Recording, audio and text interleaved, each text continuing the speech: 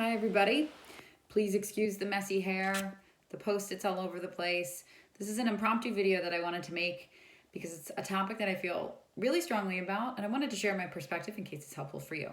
So it's almost the new year. It's almost 2021, and a lot of us are really happy to be leaving this year behind. And it's around this time of year that a lot of people start talking about goals and intentions and creating vision boards and talking about their words of the year. And all of that is totally fine. It's totally good. But if you happen to be someone like me who doesn't love setting goals, I wanted to offer a different perspective. I, in truth, am not a good goal setter. I have never been one to conceive of a huge master plan and stick to it and execute it to the letter. That approach does work for a lot of people, but it doesn't work for everybody.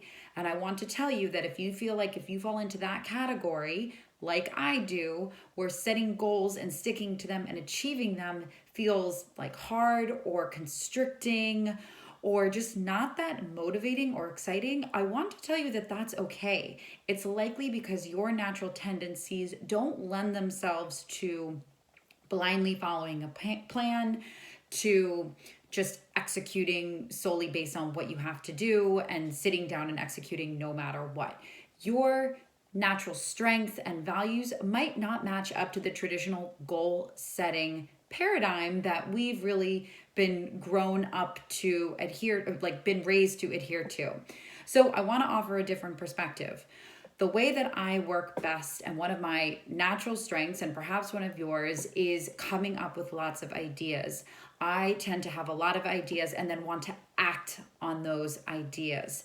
And if I look back to all of the things that I am most proud of in my life and in my work over the course of my life, most of those things have never once come out of a goal that I have set. Those results have come out of things naturally emerging based on me taking action on an idea that I have. Sometimes the disadvantage to setting goals is that people will follow them blindly and they will not have a wide enough perspective to stay open to things that might emerge along the way.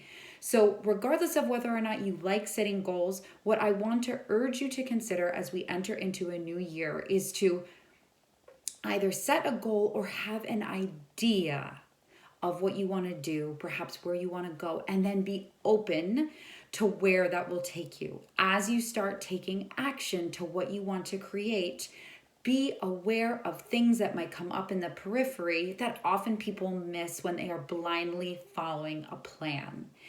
So for me this year, I am committed to honoring my ideas. I am committed to slowing down enough to listen to myself and ask the questions of what feels fun to me right now? What feels inspiring? What feels creative? What would work with my life at this moment? And I urge you to ask yourself some of the same questions.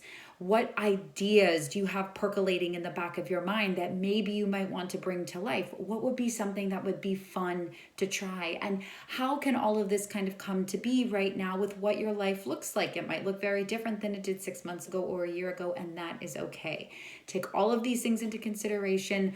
Think on some of the ideas that you want to explore in 2021 and see how that feels. See if that feels any bit better or more expansive or lighter or more creative than the idea of blindly sticking to a hard and fast goal. So I hope that this video finds you well. I hope that you stay happy and healthy through the new year. And if you have any questions about this, please reach out, send me a message, and I will talk to you soon in 2021. Talk to you soon.